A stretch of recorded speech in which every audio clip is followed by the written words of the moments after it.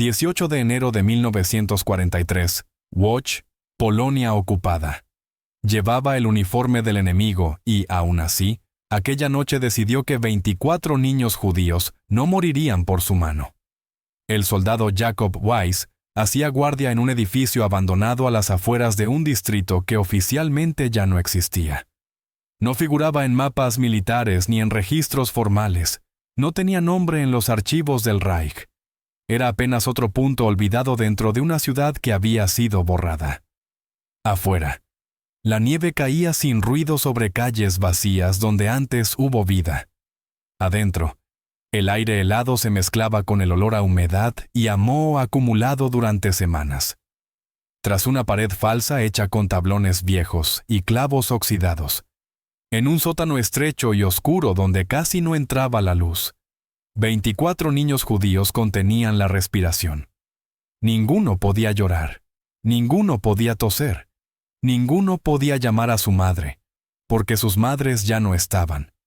Las habían subido a los trenes que partían cada mañana del gueto hacia el este, hacia lugares de los que nadie volvía, nombres susurrados con terror: Treblinka, Auschwitz, Sobibor.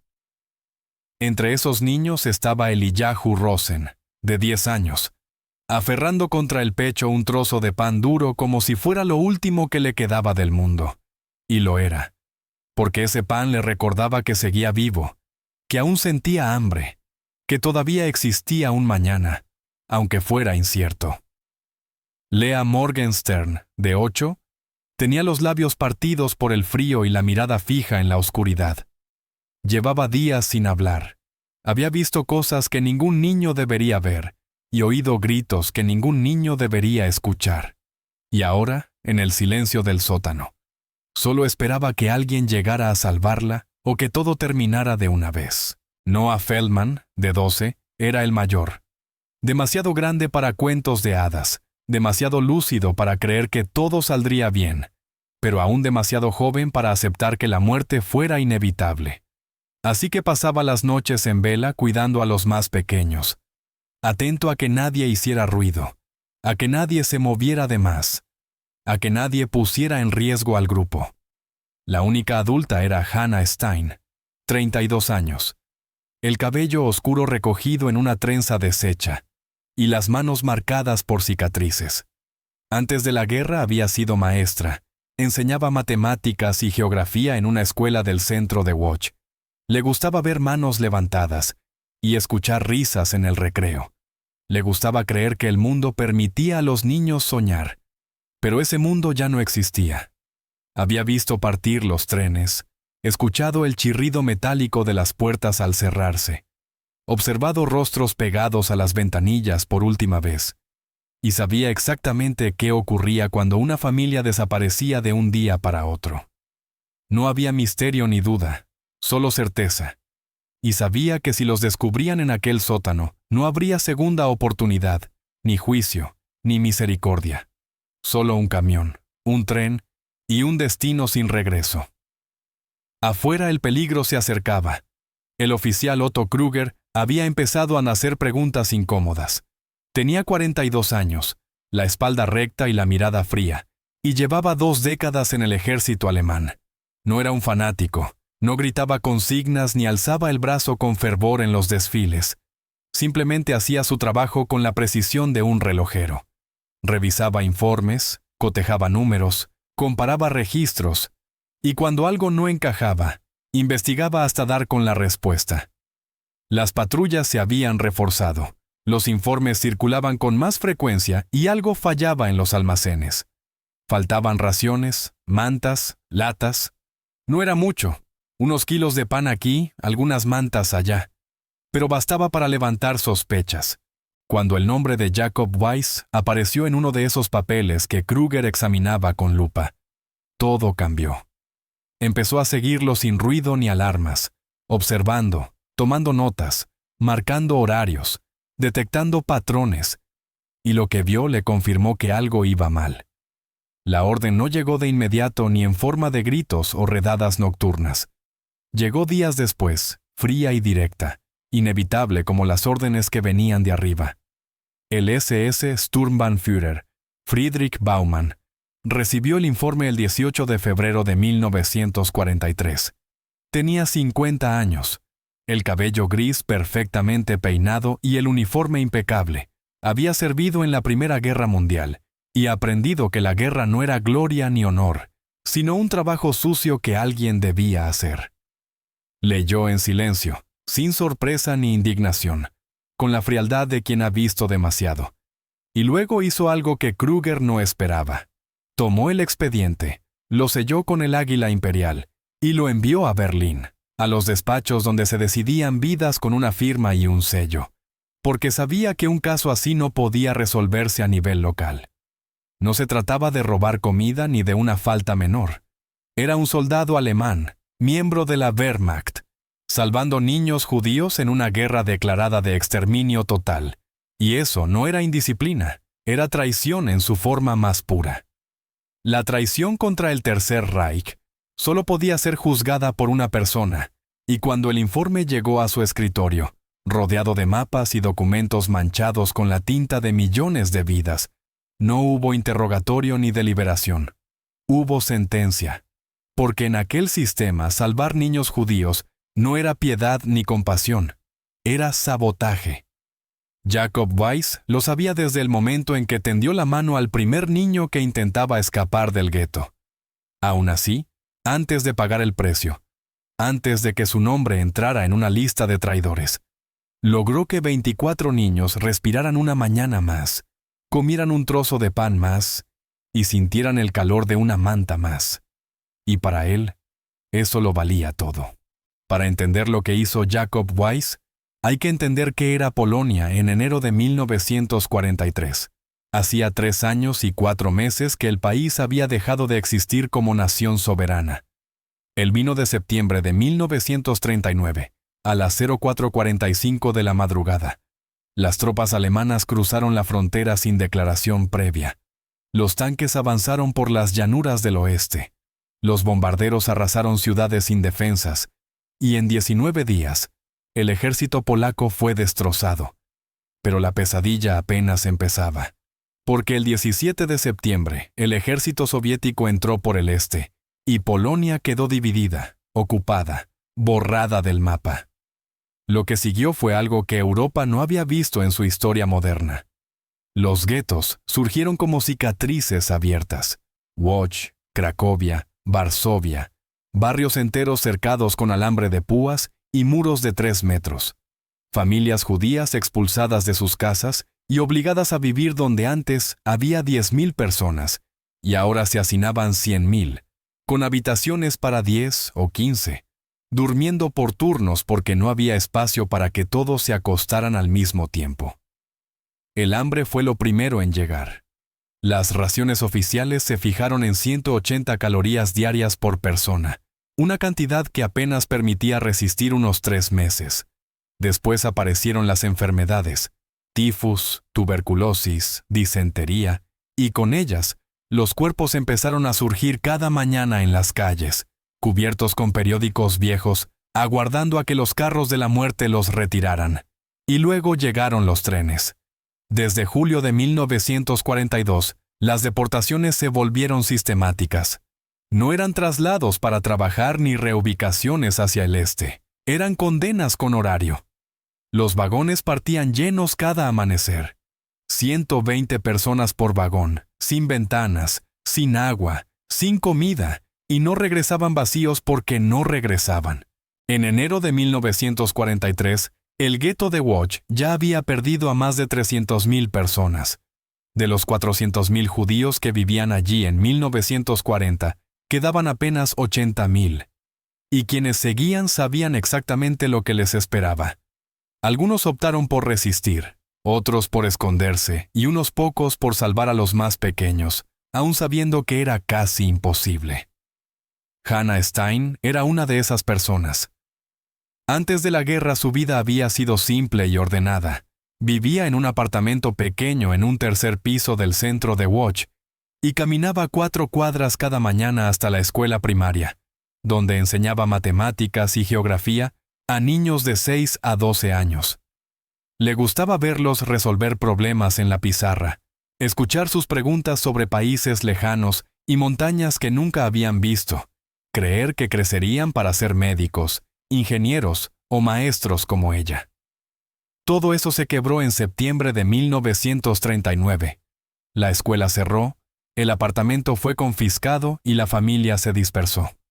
Su padre murió de tifus en el gueto en 1941. Su madre fue deportada en uno de los primeros transportes de julio de 1942. Su hermano menor, David, de 17 años, fue enviado hacia el este en agosto de ese mismo año. Desde entonces, Hannah vivía sola, o mejor dicho, entre cientos de miles de personas, pero completamente sola. Porque la soledad no es estar sin compañía, es saber que quienes amabas ya no están, que los lugares que conocías desaparecieron, y que el mundo en el que creciste fue destruido para no volver. En esa soledad absoluta decidió que, si no podía salvar a su familia, al menos salvaría a los niños que aún tenían una oportunidad. En el gueto, cientos de niños vagaban solos, huérfanos y abandonados, demasiado pequeños para entender por qué sus padres no estaban, y demasiado frágiles para sobrevivir por sí mismos.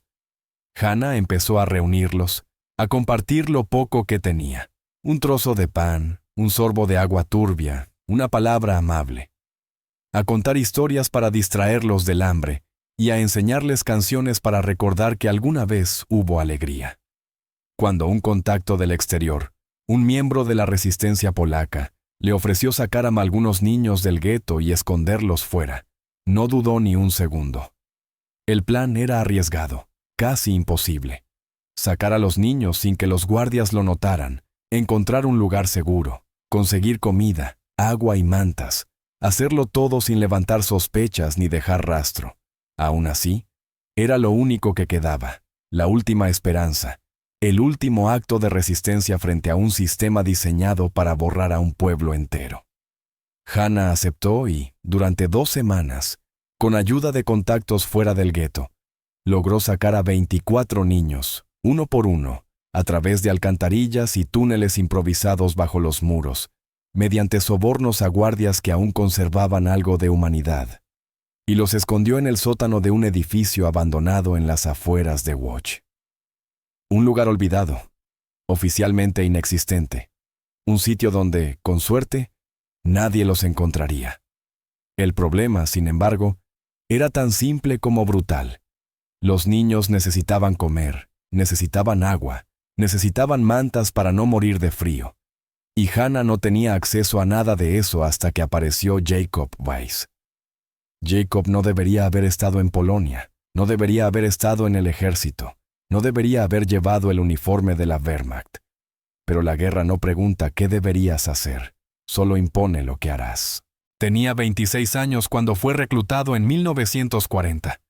Había crecido en un pueblo pequeño cerca de Múnich, en el sur de Alemania, en una familia humilde de carpinteros, y su padre, Joseph Weiss, tenía un taller donde fabricaba mesas de roble, sillas de cerezo y armarios de pino. Jacob aprendió el oficio desde los 12, a medir con precisión, a cortar sin desperdiciar madera, a lijar hasta que la superficie quedara perfecta.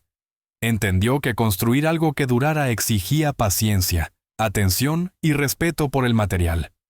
Le gustaba trabajar la madera, el olor del barniz recién aplicado, la sensación de crear algo que antes no existía, pensar que sus muebles vivirían en casas de familias durante generaciones. Todo eso se quebró en 1939, cuando Alemania invadió Polonia.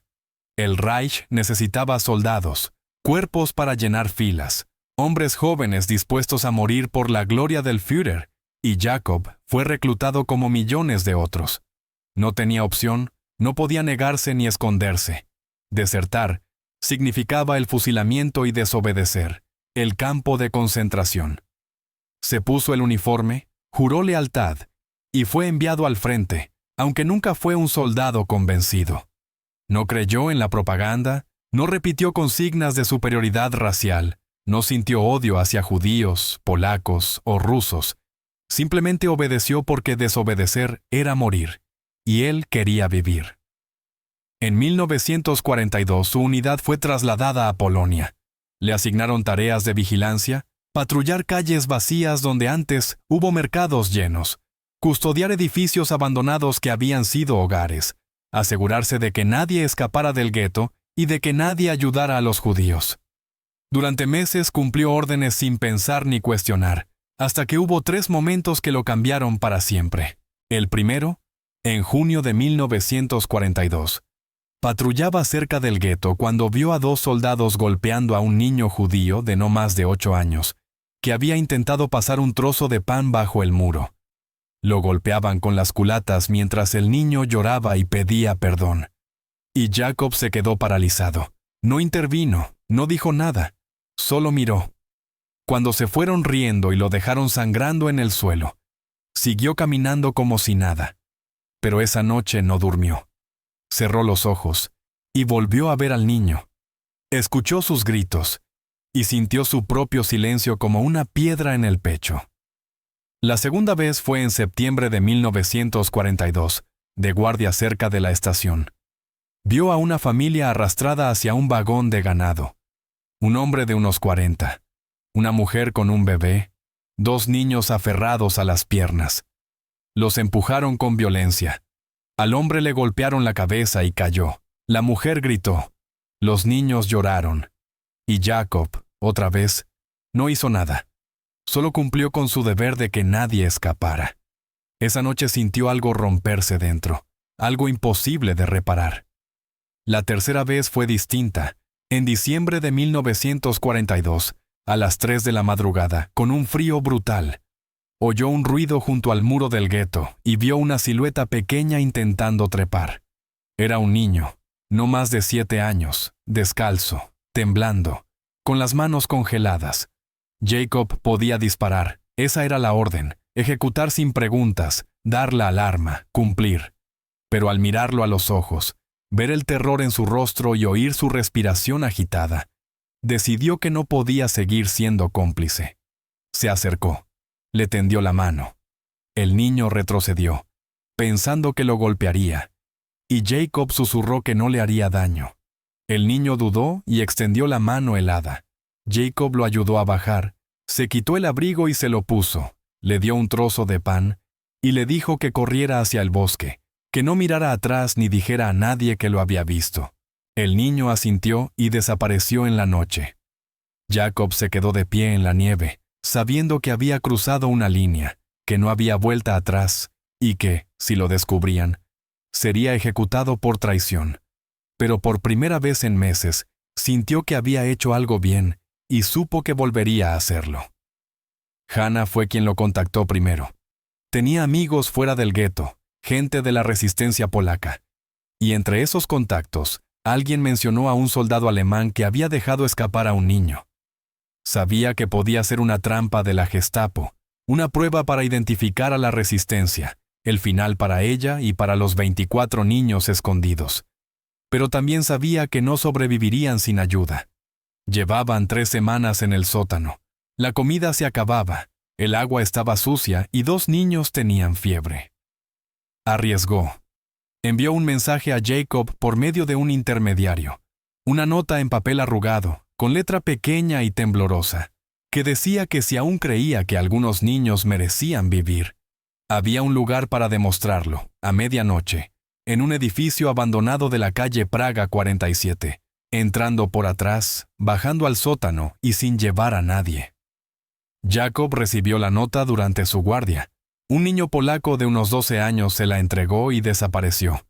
La leyó 2 veces.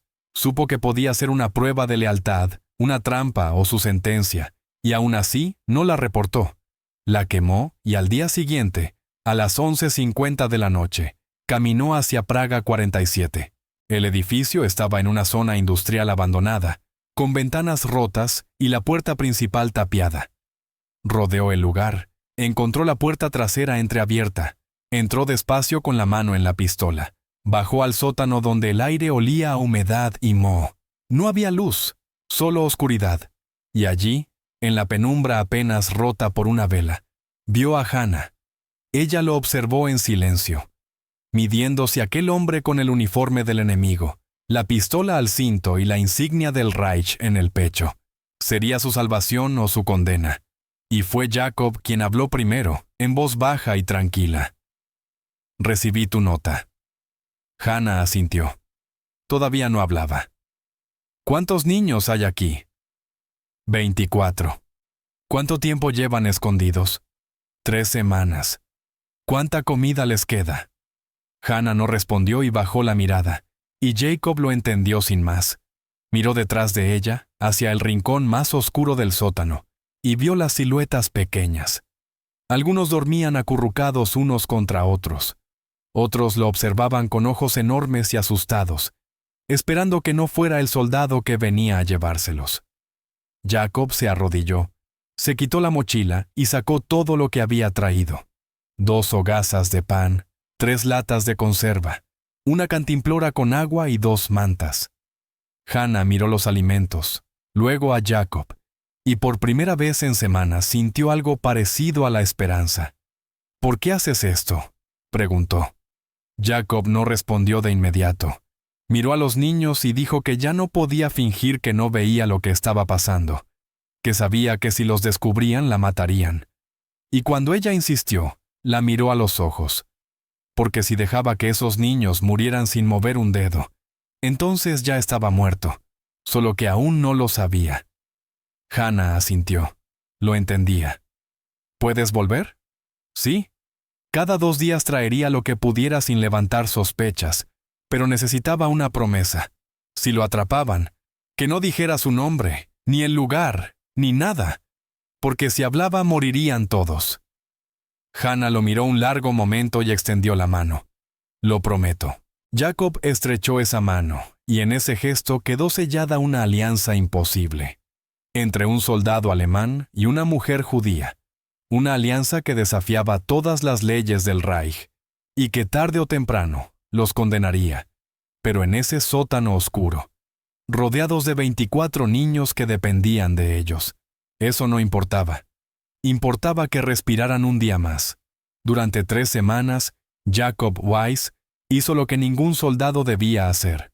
Robó comida de los almacenes militares, desvió raciones, falsificó reportes, y cada 2 noches, al terminar su guardia, caminó en silencio hasta el edificio abandonado de la calle Praga 47, con la mochila llena de lo que hubiera conseguido. A veces era solo pan, otras latas, algunas noches mantas, y una vez incluso medicinas para un niño con fiebre. Cada visita Hannah la recibía con la misma mirada, mezcla de gratitud y terror. Gratitud porque la comida mantenía vivos a los niños. Terror porque cada visita aumentaba el riesgo. Ella organizaba todo con precisión militar. Dividía la comida en 24 porciones exactas. Enseñaba a comer despacio y a no desperdiciar ni una migaja. Imponía silencio absoluto durante el día cuando pasaban patrullas, y por la noche contaba historias para distraerlos del miedo y del hambre. Y cada vez que Jacob llegaba, su mirada decía gracias. Pero ambos sabían que no duraría.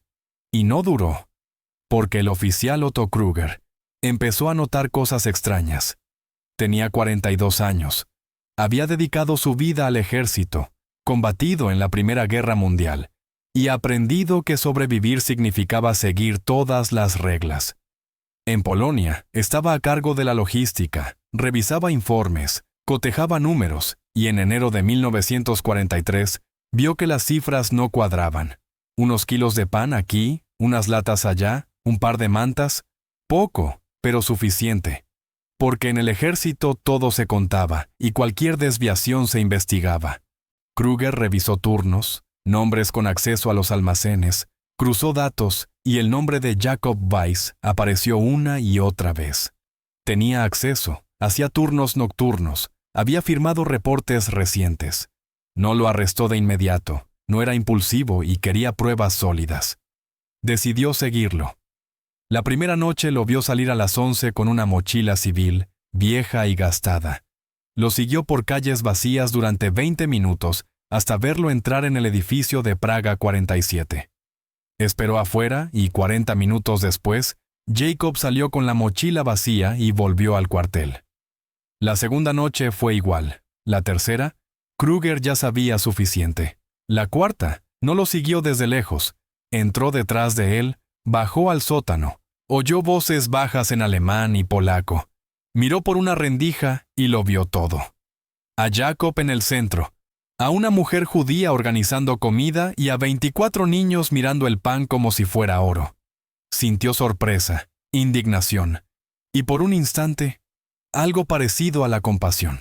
Había sido padre, había perdido a un hijo en 1935, pero era un soldado del Reich y sabía su deber. No irrumpió, quería algo más grande, nombres, contactos, desmantelar la red. Se retiró en silencio, observó 2 días más, tomó notas y preparó un informe detallado que llegó al escritorio del SS Sturmbannführer Friedrich Baumann el 18 de febrero de 1943. Baumann lo leyó sin sorpresa ni indignación, con la frialdad de quien ha visto demasiado, y entendió que no era un robo menor ni una falta. Era un soldado alemán, miembro de la Wehrmacht, salvando niños judíos en una guerra de exterminio. Y eso no era indisciplina, era traición absoluta. Selló el expediente con el águila imperial y lo envió a Berlín, porque solo Adolf Hitler podía decidir un caso así. El 22 de febrero de 1943, a las 7 de la mañana, la orden llegó por escrito, firmada y sellada. Jacob Weiss debía ser arrestado de inmediato por alta traición. Los 24 niños serían deportados a Treblinka. La mujer judía, Hannah Stein, ejecutada en el acto. No habría juicio ni apelación. Baumann recibió la orden a las 08:15. A las 08:30 convocó a 8 soldados. A las 09:00 dio instrucciones. Y a las 09:30, el pelotón rodeó el edificio abandonado de la calle Praga 47. Jacob estaba dentro. Había llegado temprano esa mañana con una bolsa de pan y 3 mantas robadas del almacén. Y hablaba con Hannah, advirtiéndole que quizá debían mover a los niños porque las patrullas se acercaban cada vez más.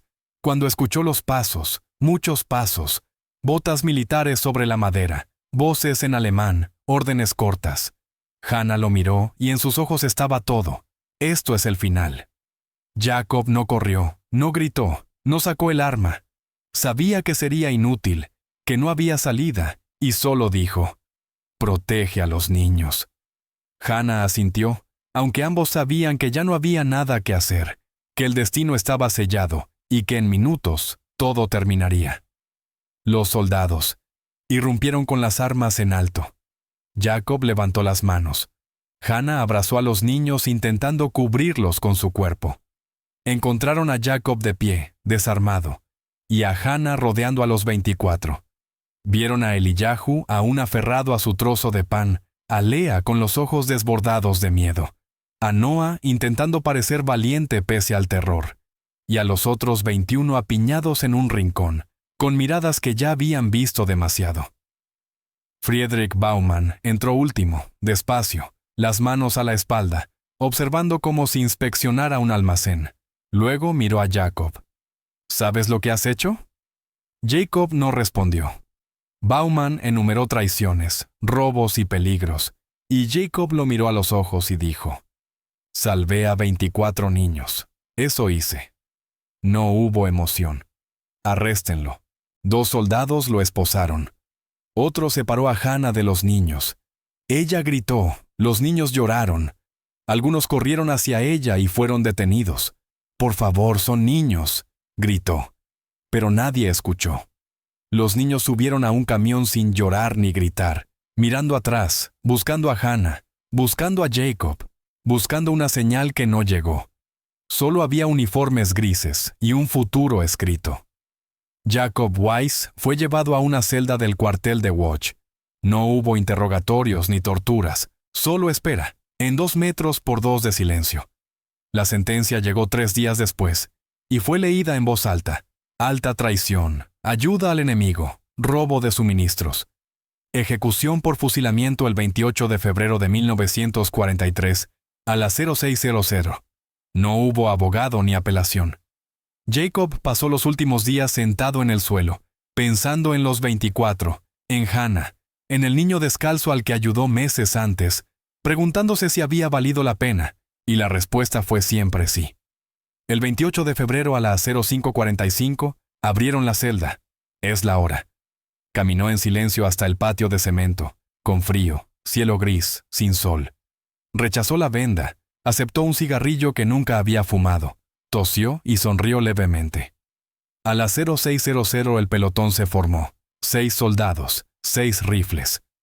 Jacob miró el cielo. Pensó en el taller de su padre, en el olor del barniz, en las mesas construidas, en las vidas tocadas. Cerró los ojos. Apunten. Fuego. El disparo rompió el amanecer. Jacob Weiss cayó. Tenía 26 años y había dado a 24 niños 3 semanas más de pan, de calor y de esperanza, y por eso fue ejecutado por orden directa de Adolf Hitler. Hannah Stein no sobrevivió. Fue fusilada en el mismo patio 2 horas después. No pudo despedirse ni escribir. Caminó hasta el muro y esperó. Su última palabra fue un nombre, David, su hermano deportado un año antes. Hannah tenía 32 años. Había sido maestra, había enseñado a soñar, había salvado a 24 del gueto, y por eso fue ejecutada sin juicio ni testigos.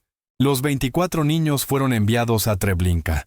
El tren salió de Łódź el 1 de marzo de 1943 a las 10:00. 120 por vagón, sin ventanas, sin agua ni comida. El viaje duró 6 horas. Al llegar, las puertas se abrieron y fueron llevados directamente a las cámaras de gas. Ninguno sobrevivió más de 2 días. Eliyahu Rosen fue el primero. Tenía 10. Lea Morgenstern murió junto a él. Tenía 8. Noah Feldman fue el último. Tenía 12. 24 nombres, 24 vidas. Eliyahu Rosen, Lea Morgenstern, Noah Feldman, Esther Greenberg, Jacob Klein, Miriam Katz, Benjamin Stern, Hannah Levin, Isaac Friedman, Rachel Berg, David Kaufman, Leah Rosen, Aaron Shapiro, Judith Klein, Samuel Adler, Rebecca Mandel, Nathan Fisher, Sarah Schneider, Jan Becker, Rivka Zimmerman, Mordechai Schwarz, Deborah Hoffman, Joseph Kaplan y Chaya Levy. 24 vidas que merecían crecer y ver un mundo en paz, arrebatadas antes de empezar. Durante décadas la historia de Jacob Weiss no existió. No hubo monumentos ni placas, solo silencio. Porque en la posguerra hablar de soldados que desobedecieron al Reich era incómodo. Algunos los llamaron traidores, otros héroes. Y casi nadie quiso recordar que incluso en el horror, hubo quienes eligieron hacer lo correcto. La familia de Jacob nunca supo la verdad. En marzo de 1943, recibieron una carta que decía: el soldado Jacob Weiss murió en el cumplimiento de su deber. El Reich agradece su servicio.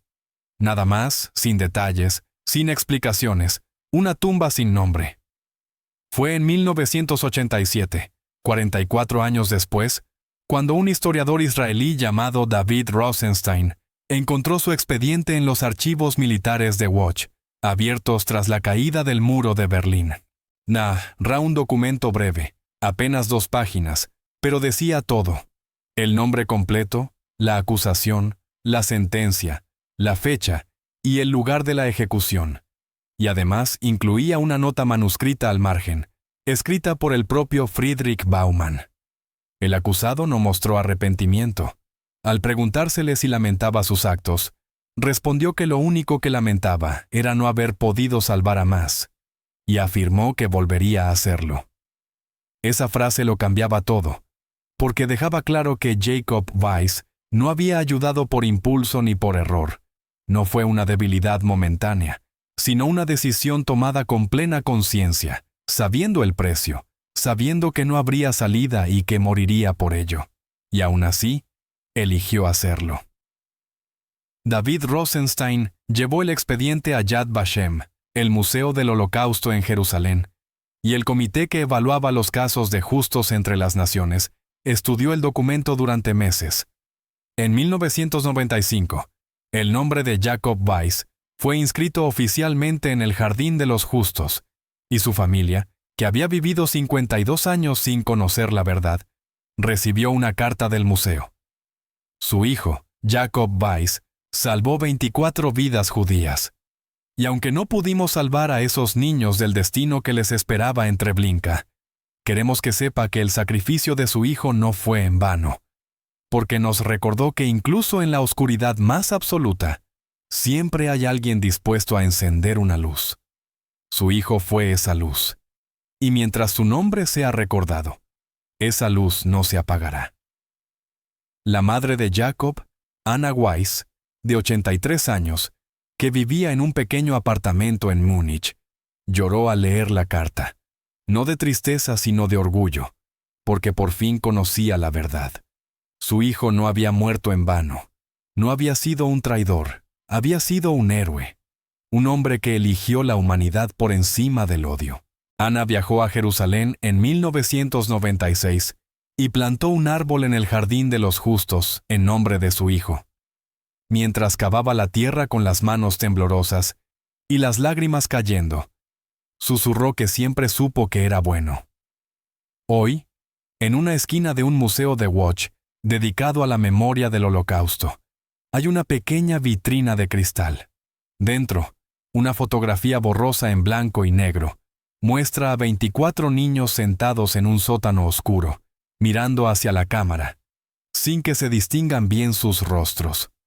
Debajo, un nombre en letras doradas, Jacob Weiss, y una frase que dice que no todos los héroes llevan medallas, que algunos solo cargan con la certeza de haber hecho lo correcto, aunque el mundo entero les diga que están equivocados. Jacob Weiss murió a los 26 años. No pudo salvar a los 24 niños de la muerte. No pudo detener los trenes ni cambiar el curso de la guerra, pero les dio 3 semanas más de vida, 3 semanas de pan cuando solo había hambre, 3 semanas de calor cuando solo había frío, 3 semanas de saber que alguien, en algún lugar, todavía creía que valían la pena. En un mundo donde 6 millones de judíos murieron sin que nadie moviera un dedo, donde millones más miraron hacia otro lado mientras los trenes partían y el silencio fue cómplice del horror. Esas 3 semanas fueron un acto de resistencia absoluta. Jacob Weiss no cambió el destino de Europa ni derribó al Reich, ni salvó a millones, pero salvó a 24, y para esos 24, durante 3 semanas, fue la diferencia entre la desesperación total y la esperanza de que tal vez, solo tal vez, el mundo no estuviera completamente perdido. Esa es una lección que ningún régimen, ninguna guerra y ningún olvido pueden borrar. Porque la humanidad no se mide por el poder que tienes, ni por los ejércitos que mandas, ni por las batallas que ganas, sino por lo que haces cuando nadie te mira, por las vidas que tocas aunque sean pocas, por las decisiones que tomas cuando todo el sistema te empuja a hacer lo contrario. Se mide en los momentos en que eliges ser humano, incluso cuando eso significa dejar de vivir. Y Jacob Weiss, en los últimos meses de su vida, eligió ser plenamente humano. Eligió ver a los niños como niños, y no como enemigos, escuchar sus llantos y no ignorarlos, darles pan y no balas. Y por eso, aunque murió hace más de 80 años, aunque su tumba no tenga nombre y el mundo lo olvidara durante décadas, hoy su nombre brilla en las paredes de Yad Vashem, porque mientras alguien recuerde su historia, Jacob Weiss seguirá siendo lo que siempre fue. Un soldado que vistió el uniforme del enemigo y aún así eligió ser humano.